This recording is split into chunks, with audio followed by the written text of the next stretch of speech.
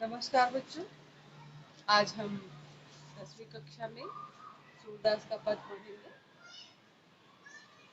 ये पहला पाठ है।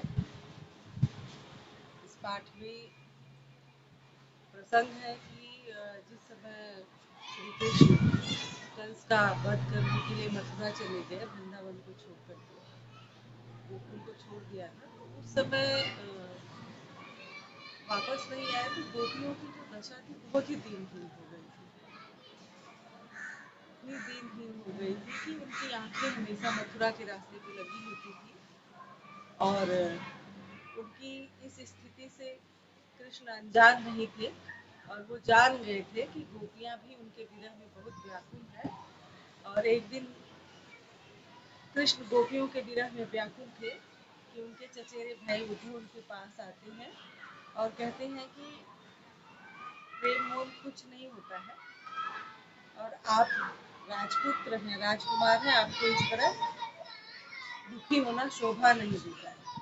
तो कृष्ण जी उनको अपना संदेश वाहक बना करके मथुरा से वृंदावन गोकुल भेजते हैं और वहां पर कृष्ण की पत्र को लेकर के जब उद्धव पहुंचते हैं तो बिहवल गोपियां उनको घेर लेती हैं और जब उन्हें पता लगता है कि कृष्ण ने उन्हें भूलने की बात कही है तो उद्धव को एक तरह से उलाहना देती हैं। वही इस पद में दिया गया है। इस पद का भावार्थ मैं आपको समझा रही हूँ, उसी के आधार पर आप लोगों को प्रश्नोत्तर दिया जाएगा। उद्धव तुम हो अति बड़भागी। उद्धव तुम हो अति बड़भागी। यहाँ पर बड़भागी कहने का तात्पर्य यह है कि गोपियां उद्धव को भाग्यशाली कह करके ताना मारती है कि उद्धव तुम हो अति बड़भागी, कि तुम तो बड़े ही भाग्यशाली हो। अपरस रहत स्नेह तगाते नाहिन मन अनुरागी, कि प्रेम के धागे से इतना नजदीक होते हुए भी आपके ऊपर प्रेम का कोई असर नहीं पड़ा। हे उद्धव, तुम तो बड़े भाग्यशाली हो कि तुम्हारे मन में लेश मात्र भी प्रेम का अंकुर नहीं फूटा।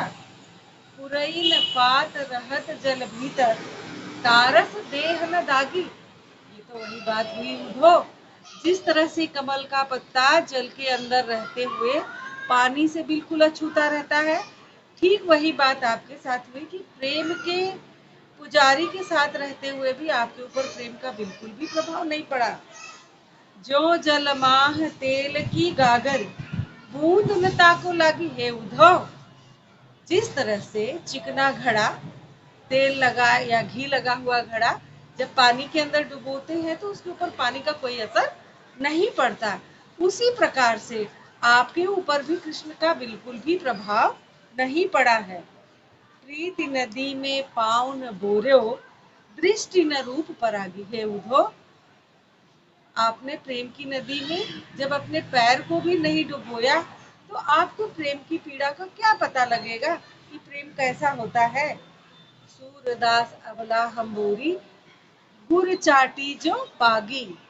सूरदास अबला हम भोरी, गुर चाटी जो पागी।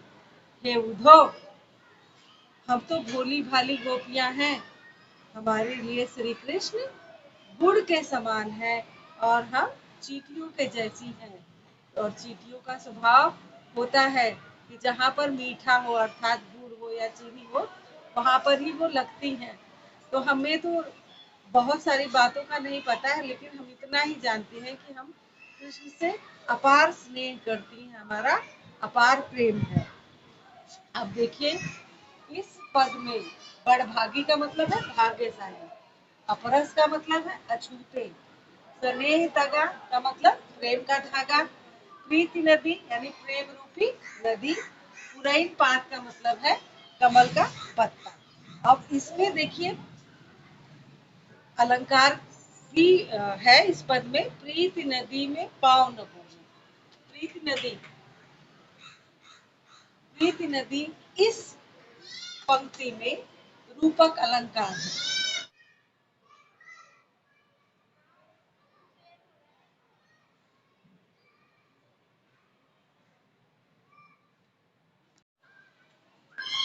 अब दूसरे पद में आप लोग देखिए, जब गोपियों को ये पता लगता है कि श्री कृष्ण ने उद्धव को योग की शिक्षा के लिए भेजा है, तो उनको बड़ा दुख होता है और वे अपने मन की पीड़ा को प्रकट करते हुए उद्धव से कहती हैं, मन ही माझ रही, मन की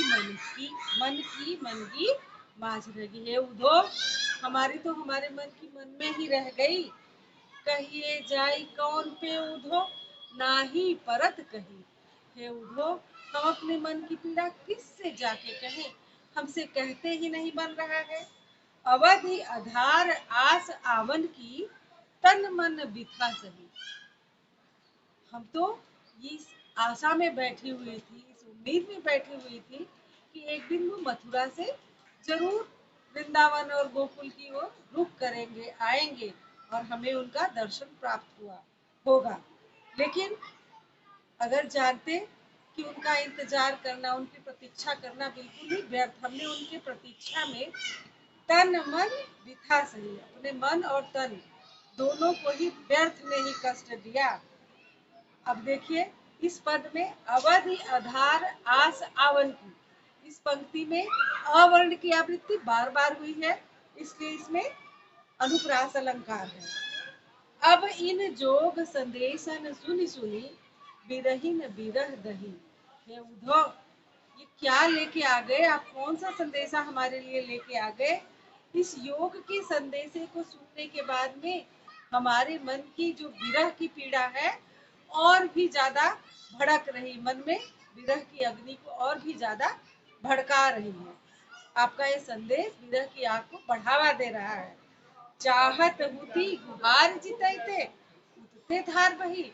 जिधर से हम अपने मदद के लिए बुलाना, जिसको हम अपनी मदद के लिए बुलाना चाहते थे, उधर से ही उल्टी धारा हमारी तरफ बह चली। सूरदास अब धीर धरा ही क्यों, मर ज्यादा न नहीं।